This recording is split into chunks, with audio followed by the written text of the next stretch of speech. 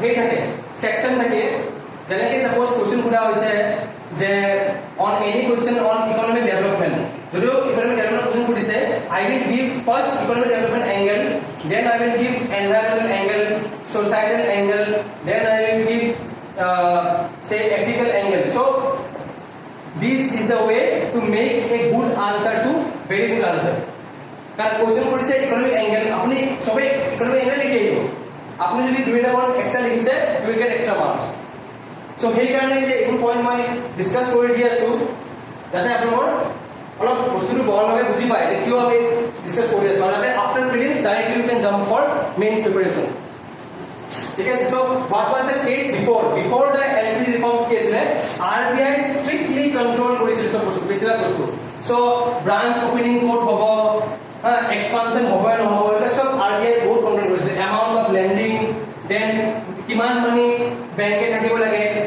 ব্যাংকে ৰাখিব লাগে যাতে ব্যাংক ৰান নহয় so এইবোৰ আমি ডিসকাস কৰিম Vishnu body under this part financial system in India আমি ডিসকাস কৰিম এইটো by next class at least so change किया है after 1991 it is important most important point है role of RBI was changed from regulator to facilitator of financial sector না আগতে regulator মানে কি কন্ট্রোল করেছিল এতিয়া ফ্যাসিলিটেট করে মানে সুবিধা কৰি দিয়ে যাতে ভালদৰে ফাইনান্সিয়াল সেক্টৰটো আগবাঢ়ি যাব পাৰে second important thing private banks open up কৰিব পাৰে আগতে ন্যাশনালাইজ কৰা হৈছিল কিমানটা বেংক ন্যাশনালাইজ কৰা হৈছিল একেলগে 19 আৰু under which prime minister Indira Gandhi একো ইম্পৰ্টেন্ট ন্যাশনালাইজ অফ বেংকস আৰু foreign institutional investors FII such as merchant bankers এইবিলাক শুনিছে নাম আছে কিবা মিউচুৱেল ফাণ্ড চাই বুলি কৈ থাকে সো এইবিলাক 1991 বছৰৰ পৰা ইণ্ডিয়াত আৰম্ভ হৈছে সো এইটো এটা হয় ইয়াতে ফিনান্সিয়েল সিস্টেমত আমি ফাইনান্সিয়াল মার্কেটস অলপমান চুই যাম যদিও ইমানটা এক্সপ্লিসিটলি নাহে এক্সামত মানে এপিএসসি বাট এবাৰ আহি যাব পাৰে ফাইনান্সিয়াল মাৰ্কেটস আমি চাম এইটো ফাইনান্সিয়াল মাৰ্কেটস মানে কেনেকুৱা ধৰক আমাক লোন লাগিলে আমি ক'ত যাওঁ বেংকত লোন লাগিলে RBI থাকে বাট যেতিয়া বেংক হ্যাজ আদাৰ মোডস অফ বৰয়িং অলসো যেনেকুৱা আপোনাৰ কিছুমান open market operations থাকে ঠিক আছে সো এবাৰ আমি ডিসকাস কৰিম সাৰ্টিফিকেট ডিপোজিটস বুলি কয় আছে কৈছে এটা আমি ডিসকাস কৰিম ইন ইন্ডিয়ান ফাইনান্সিয়াল মাৰ্কেটস যদিও মানে ইম্পৰ্টেন্ট নহয় বাট লাষ্টত আমি টাইম লৈ ডিসকাস কৰিম দেন ট্যাক্স ৰিফৰ্মস খুব কৰা হৈছিল যেনেকুৱা earlier corporation tax income tax বিলাক বহুত হাই আছিল আৰু সেই কাৰণে ট্যাক্স কমপ্লায়েন্স লো আছিল এটা ফিলিপস কাৰ্ভ বুলি এটা আছে কাৰ্ভ আপোনাৰ কোনটো নাম ফিলিপস কাৰ্ভ কি এক্সপ্লেইন কৰে ফিলিপস কার্ভ yes এটো নহয় জানো yes so এটো ইন এপিএসসি ভিডিও পাৰে এটো ডায়াগ্ৰাম ড্ৰ কৰি ৰাখক আৰু লিখক ফিলিপস কার্ভ Phillips মানে PHILLIPS Phillips curve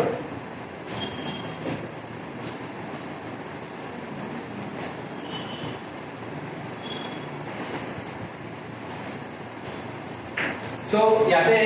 on the vertical axis अपना है क्या है on the horizontal है unemployment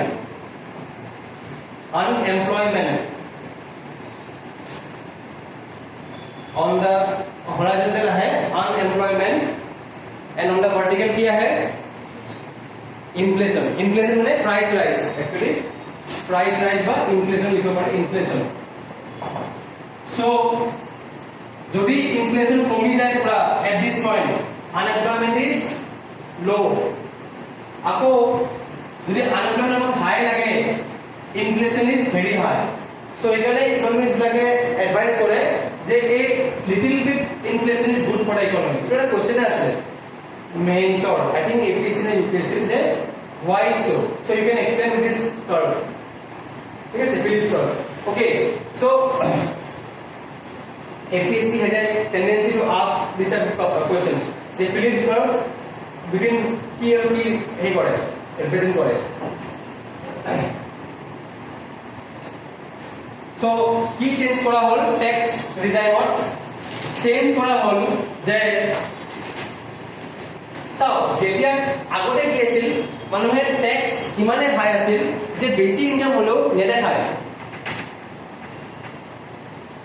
সো যদি মোৰ বেছি ইনকাম হলে মই বহুত টেক্স দিব লাগে মানুহে কি ভাবি থাকে যে মই টেক্সটো কিমান কম দেখা পাম তো যদি তেতিয়া কি কৰিলে গভৰ্ণমেণ্টে ডিসাইড কৰিলে যে হাই ইনকাম টেক্স হোৱাৰ কাৰণে মানুহে টেক্স ইভেড কৰে এটো ষ্টাডি কৰিলে তো তেতিয়া কি কৰিলে গভৰ্ণমেণ্টে কিছুমান ষ্টেপছ লোৱা আৰম্ভ কৰিলে যিয়ে টেক্স কমপ্লায়েন্স বঢ়ায় ৰিসেন্টলি আৰু এটা ষ্টেপ লৈছে গভৰ্ণমেণ্টে যেটো আমাৰ কাৰেণ্ট এফেয়াৰ্ছত মই কভাৰ কৰিছো যে টেক্স কমপ্লায়েন্স টু বঢ়াবৰ কাৰণে গভৰ্ণমেণ্টে কাম কৰিছে কি ফেসলেস টেক্স কালেকশন মানে অনলাইন পোর্টাল আছে you can directly file and give the tax আগতে কেনেকুৱা আছিল ট্যাক্স দিব কাৰণে যাব লগা হৈছিল নহয় জানো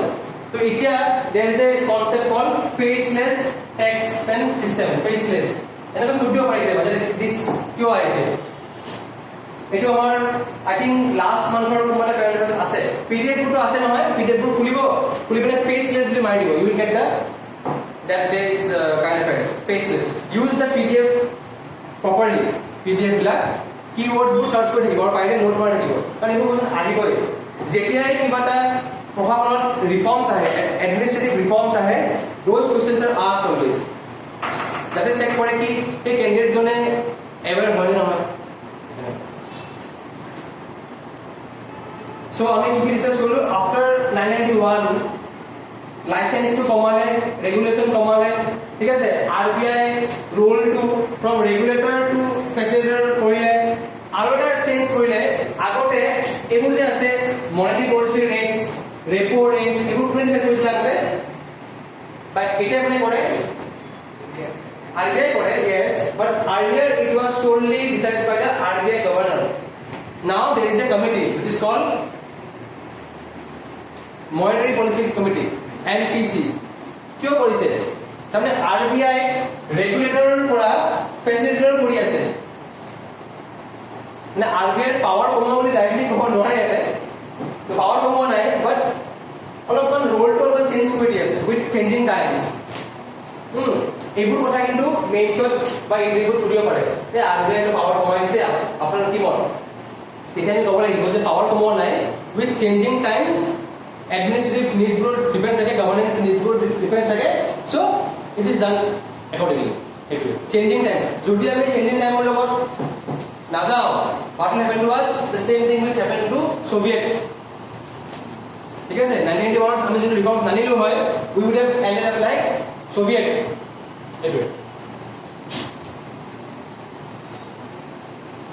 okay foreign exchange reforms में कुछ हुए जे balance of payments crisis आइसले and the rupee was valued against only the foreign countries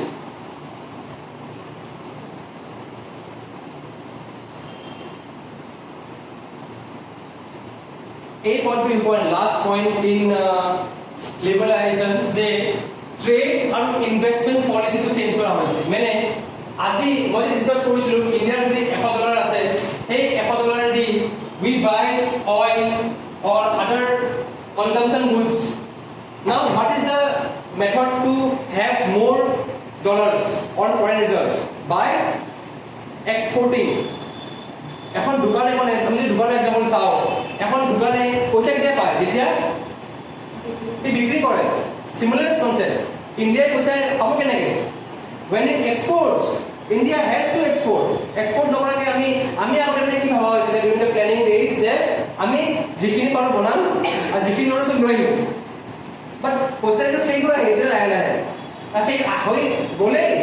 in 1991 ঠিক আছে সো সেইখিনি সময়ত মনমোহন সিং আছিল বুলি পাছি গ'ল নহলে ইকুৰে পিনে ফিনান্সিয়েল ইমাৰ্জেন্সি সো ট্ৰেড আৰু ইনভেষ্টমেন্ট পলিচি ৰিফৰ্মছ আনিব লগা হ'ল কিয় গম পালে নহয় যে India was following a regime of quantitative restrictions on imports and there was a tight control over imports and import tariffs are very high now change ki koile ami change to sound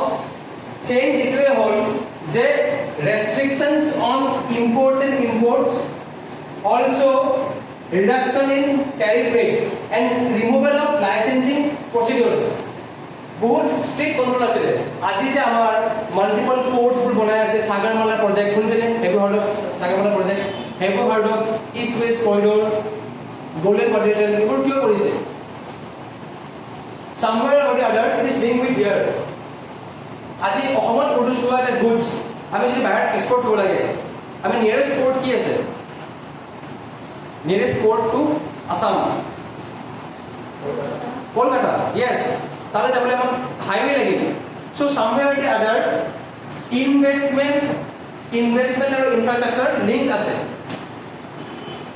ঠিক আছে so এই পয়েন্টবোৰ খুব important কি change হল এটা point you go through in again and you can use them in the mains answer writing so যেখিনি point আমি discuss কৰিলো আপোনালোকে হেডিং বোৰ লিখি ৰাখিছেনে কি কি হেডিং আছিল the first heading was deregulation of industrial sector লিখি ৰাখো যে কিতাব যদি liberalization নে কি কৰে you should be able to answer it what is liberalization is deregulation of industrial sector number 1 number 2 financial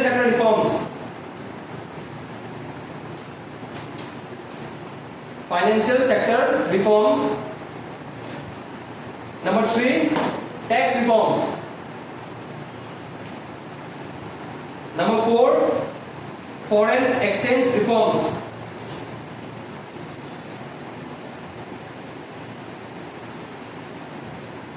number 5th trade and investment policy reforms so as we discussed that why that crisis occurred these were the sectors where economic deregulation by economic reforms were required. Etia we ahim so we have seen what is meant by the first M of the LPG. Now we will see the P or privatization. So what is privatization? Then likha simply je privatization implies minimizing the ownership or management of government owned enterprise when a 5-year plan lage the 5-year plans gave such emphasis on the public sector that it became a loss making entity all the public sector BPCL iman bosore profit dekhao nware privatize kor lage first quarter private profit dekhaise so government eta ki koribo so here ahise privatization বুলি কোৱাৰ লগে লগে the public sector companies er kotha ahi boy so here ki kora hoise first government companies are converted to private companies in two ways ki ase withdrawal of government from ownership and management mane keneke withdraw kore ei kunibo suppose NRL ro to choli ase kotha যে গভৰ্নমেন্টৰ stakes 51 কে যদি কমি যায় then the management goes to the private sector যোনটো BPCL ৰ হৈছে ঠিক আছে then by outright sale of public sector companies কিছুমান বস্তু চেল কৰি দিছে this যাক কোৱা হয় আপোনাৰ disinvestment যোনটো example Air India যে privatization of the public sector enterprises by selling off part of the equity of public sector enterprises PSCs to the public also কি হয় যেনেকৈ কিছুমান সেক্টৰ আছে য'ত গভৰ্নমেন্টৰ নলেজ নাই বা গভৰ্নমেন্টৰ নিজা কোনো ইন্ডাষ্ট্ৰি নাই তাতে কি কৰিছে inflow of FDI foreign direct investment so these are some of the changes which have come under privatization so যদি কোনোবাই আপোনাক কৰে what is meant by privatization under the LPG reforms directly একটা point you can quote so এগিরা point এগিনো লিখাইছো মেইনছত কিন্তু এগিরা পয়েন্টে আহিব লিখিব লাগিব সো মেইনছত লিখাৰ মেইনছত ধৰক ইমান পয়েন্টস মত নাথাকে কি কৰিব অলৱেজ ৰিমেম্বাৰ দা সাব হেডিং দিন বস্তু অভ্যাসটো আছে নে মেট্ৰিকত যেন শিকিছিলো সাব হেডিং লিখিব লাগে সেম একো ডিফাৰেন্স নাই মেট্ৰিকত নিচিনা লিখিব লাগিব খালি আনসাৰটো বাৰু এনেকৈ নহ'ব বাট ষ্ট্ৰাকচাৰটো একে থাকে সাব হেডিং লিখিব লাগে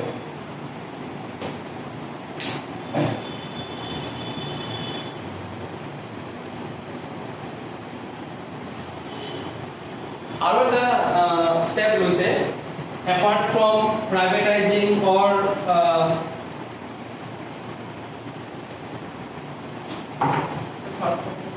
কোনটো পইণ্ট আচ্ছা তুমি লিখি আছা নেকি লিখালে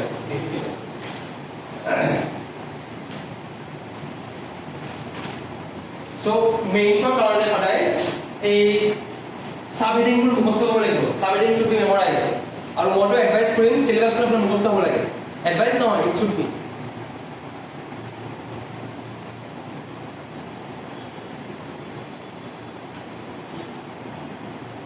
এইটো যে পঢ়ি আছো এইটো মেইনছৰ ক'ত আছে মই দেখাই আছো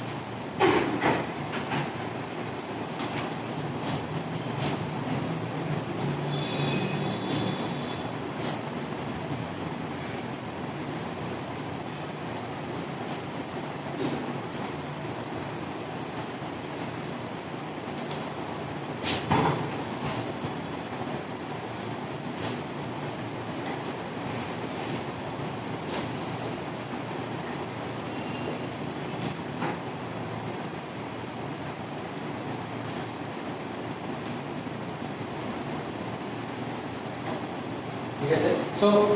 মেইনছৰ কাৰণে আমি কেনেকৈ কৰিম suppose this is a topic from main syllabus মই জাস্ট আপোনাক ৰাফলি দেখাই আছো যে in what context I am discussing ইয়াত ক'ৰবাত দেখা পাইছেনে আমি ডিসকাস কৰা বস্তুবোৰ এতিয়ালৈকে is there any point which one this one right এটা আমি যিখিনি ডিসকাস কৰি আছো আজি ডাইৰেক্টলি ইয়াৰ পৰা মেইনছৰ এটা কোৱেশ্চন বা দুটা কোৱেশ্চন আহে মেইনছৰ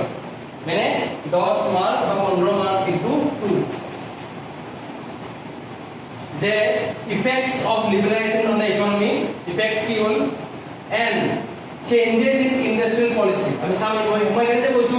ইন্ডাস্ট্রিয়াল পলিসি মই প্রিন্সিপাল মানে আসাম বেসিকে because it is explicitly mentioned in the mains and their effects on the industrial growth এগুলো আমি direct we will study them again but jale eta bujale you will have a base you will understand যে আচ্ছা কি তো পড়িয়েছেন কি পড়িয়েছেন so these are very important so এতে land reforms আছে land reforms or পঢ়া আমি চাব লাগিব এইলা food security technology missions animal rearing গুলো আছে you will say that investment models specifically some is a PPP model বুলি যে কয় this will be studied here investment models আৰু infrastructure চাও যাব so এই পার্টটো ইয়াতে আছে so এই যে সিলেবাসটো আছে I hope everybody has the syllabus যদি নাই you can download it in the APSC website read this syllabus every day নেওটাৰ যে মোস্ট হ'ব লাগিব আমাৰ যে 9 টেবুল থাকে এনেকুৱা 12 মানলৈকে থাকে তাৰ মন থাকে তেনেকুৱা আৰু নহয় জানো সিলেবাসটো নহয় কি you have to read it again নে কেতিয়া ভাত খাই আছে কিবা কৰি আছে চাই মেলি and try to recall যে GS3 কি আছিল কাৰণ সেই বস্তুটো আপোনাৰ মেইনছটো হেল্প হ'ব ঠিক আছে আৰু ইন্টাৰভিউটো আন কোশ্চেনবোৰ কৰিলে সাপোজ কোশ্চেন কৰিছে যে ইন্টাৰভিউ যদি কোশ্চেন কৰে যে ফ্লাডস আহিলে আপনি কি কৰিব ইউ আৰ এ ডিস্ট্ৰিক্ট অফিসাৰ ফ্লাডস আহিছে হোৱাট উইল ডু মানে এবাৰ হেতে এগৰাকী ক্যান্ডিডেট ইন্টাৰভিউ কৰিছিল আমি তো কি কৰিব ভাবি থাকে কি কৰিম জাম্বল ওয়ার্ড আনসার দিয়ে so always have a mental framework যে ডিজাস্টার মানে কি ফ্লাডস মানে কি there is a pre during and post অহাৰ আগত কি কৰিম হোৱাৰ সময়ত কি কৰিম আৰু হোৱাৰ পিছত কি কৰিম এনেকুৱা নহয় যে ফ্লাড আহিলে ফ্লাড হৈ গ'ল তাৰপিছত মানুহৰ খবৰে নাই নহয় জানো চ' সেই মেণ্টেল আইডিয়াটো আহিব কেতিয়া once you have thoroughly prepared for mains কাৰণ মেইনছত ইমান বাৰ পইণ্ট ৱাইজ লিখিব নহয় যে আপোনাৰ কথাবোৰ পইণ্ট ৱাইজে আহিব চাবচোন চিভিল ছাৰ্ভিচ যিবিলাক ক্লিয়াৰ কৰে আনচাৰবোৰ যে দিয়ে ইণ্টাৰভিউবিলাকত এনেকৈ কয় ফাৰ্ষ্ট ছেকেণ্ড থাৰ্ড এনেকৈ কয় কথাবোৰ যেতিয়া আমাৰ চিফ ছেক্ৰেটাৰী কৃষ্ণা ছাৰে লকডাউনৰ সময়ত ৰুলছবোৰ কৈ আছিল হি ৱাজ বাৰে বাৰে সেই নাম্বাৰছবোৰ কৈ আছে because signs he clear the UPSC he also' has that habit of answering in numbers and that is the very bureaucratic way of answering sequence of কথাবোৰ ক'ব লাগিব যদি কাৰোবাক সোধা যায় মোক সোধা যায় tell me about yourself randomly নহয় আৰু যে I teach here now I did a job there I was born here I did sequence নাই born পৰা আৰম্ভ কৰিব লাগিব born code school code college code that sequence so এই sequence টো আপোনাৰ আহিব only and only you have thoroughly prepared for mains that is the importance of mains preparation anyway আৰু আজি আমি যিখিনি LPG reforms কৰি আছো সেইটো আমাৰ মেইনছৰো সিলেবাস হয় প্ৰিলিমছৰো কৰে মেইনছৰো কৰে সো এইবোৰ লিংকেজেস আপোনাক হেল্প কৰিব অলপমান সিলেবাসৰ কি আছে কি নাই লিংকেজ বিলাক মানে ধৰক আপোনালোকৰ এনেকুৱা লাগিব পাৰে যে আজি বেছি বুজি পোৱা নাই বা কেতিয়াবা এনেকুৱা পাৰে আজি বহুত বুজি পাইছো so this is A part of civil service preparation ঠিক আছে কেতিয়াবা এনেকুৱা পাৰে আজি একো বুজি পোৱা নাই কেতিয়াবা এনেকুৱা পাৰে আজি সব বুজি পাইছো ইউ হেভ টু ওভাৰকাম বোথ এক্সট্ৰিমছ আৰু এতিয়াতে সব বস্তু বুজি নাপাবও পাৰে ঠিক আছে ধৰক মই এই টপিকটো আজি চাগে আই ডোন্ট নো মেবি পঢ়াই আছো ফৰ 5th টাইম বা নিজে পঢ়িছো কিমান বাৰ time still I find many new things so the more you read the more clear it gets so আজি এবাৰ পঢ়িলে মই ফৰ্মুলা দিছিলোৱে নহয় ফৰ্মুলা সবাই মনত আছে আপুনি চাই গম নাপায় ন ফৰ্মুলাটো হৈছে I 1 to the power of 3 মানে I মানে হৈছে immediately মানে আজি গৈ পেলাই এবাৰ পঢ়িব next one to হৈছে 1 day next one to হৈছে 1 week এসপ্তাহ after next one to হৈছে 15 days মানে 15 দিন 15 দিনতকৈ বেছি যদি এটা টপিক পাৰ হৈ যায় the brain consider is new আকৌ নিউলি